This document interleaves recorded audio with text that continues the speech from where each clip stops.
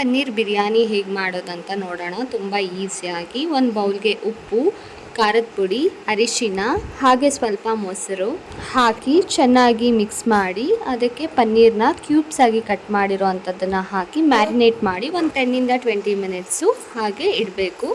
So ಒಂದು ಕುಕ್ಕರ್ಗೆ ಸ್ವಲ್ಪ ಆಯಿಲು ಕಾದ್ಮೇಲೆ ಹೋಲ್ ಸ್ಪೈಸಸ್ ಸಹ ಹಾಕೊಳ್ಳೋಣ. ಹಾಗೆಯೇ ಕಸೂರಿ ಮೇಥಿ ಸ್ವಲ್ಪ ಹಾಕೊಳ್ಳೋಣ. ಅದನ್ನು ಸ್ವಲ್ಪ ಫ್ರೈ ಮಾಡಿಕೊಂಡು 1-2 ಮೆಣಸಿನ್ಕಾಯನ್ನು ಸೀಳಿ ಹಾಕ್ಕೊಂಡಿದ್ದೀನಿ ನಾನಿಲ್ಲಿ. ಶುಂಠಿ ಬೆಳ್ಳುಳ್ಳಿ ಪೇಸ್ಟ್ ಹಾಗೆ ಈರುಳ್ಳಿಯನ್ನು ಹಾಕ್ಕೊಂಡಿದ್ದೀನಿ ಇಲ್ಲಿ ನಾನು. ಇದು ಕಂದು ಬಣ್ಣ ಬರೋ ತನಕನೂ ಸ್ವಲ್ಪ ಫ್ರೈ ಮಾಡ್ಕೋಬೇಕು. ಹಾಗೆ ಇದಕ್ಕೆ ಸ್ವಲ್ಪ ಟೊಮೊಟೊ ಹಾಕ್ಕೊಂಡಿದ್ದೀನಿ.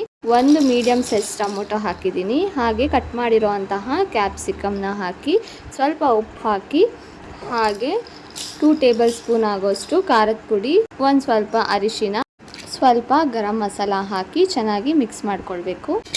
ಅದು ಚೆನ್ನಾಗಿ ಫ್ರೈ ಆದ ನಂತರ ಸ್ವಲ್ಪ ಮೊಸರನ್ನ ಹಾಕ್ಕೊಂಡಿದ್ದೀನಿ. ಹಾಗೆ ಕಟ್ ಮಾಡಿರೋ ಅಂತಹ ಕೊತ್ತಂಬರಿ ಹಾಗೆ ಪುದೀನಾನ ಹಾಕ್ಕೊಂಡಿದ್ದೀನಿ. ಇದಕ್ಕೆ ಸ್ವಲ್ಪ ಬಿರಿಯಾನಿ ಮಸಾಲ ಸಹ ಆ್ಯಡ್ ಮಾಡ್ಕೊತಾ ಇದ್ದೀನಿ ನಾನು. ಹಾಗೆಯೇ ಕ್ಯೂಬ್ಸ್ ಆಗಿ ಆಗಲೇ ಕಟ್ ಮಾಡಿ ಮ್ಯಾರಿನೇಟ್ ಮಾಡಿರುವಂತಹ ಪನ್ನೀರ್ ಸಹ ಇದಕ್ಕೆ ಹಾಕ್ಕೊಂಡಿದ್ದೀನಿ. ಅದನ್ನು ಸ್ವಲ್ಪ ಫ್ರೈ ಮಾಡ್ಕೊಳ್ಳೋಣ. ಪನ್ನೀರ್ ಜಾಸ್ತಿ ಫ್ರೈ ಆಗಬೇಕಂತ ಇಲ್ಲ, ಸುಮ್ಮನೆ ಹಾಗೆ ಮಸಾಲೆ ಹಿಡಿದ್ರೆ ಸಾಕು. ಇನ್ನೊಂದು ಕಡೆ ಅಕ್ಕಿನ ಚೆನ್ನಾಗಿ ವಾಶ್ ಮಾಡಿಕೊಂಡು ಒಂದು 10 ಮಿನಿಟ್ಸು ನೆನೆ ಹಾಕಿದ್ದೆ. ಸೊ ಅದನ್ನು ಸಹ ಇದಕ್ಕೆ ಹಾಕ್ಕೊಳ್ತೀನಿ. ರೈಸ್ ಬೇಯೋದಕ್ಕೆ ಎಷ್ಟು ನೀರು ಬೇಕೋ ನೋಡಿಕೊಂಡು ಕರೆಕ್ಟಾಗಿ ನೀರು ಹಾಕ್ಕೊಂಡಿದ್ದೀನಿ.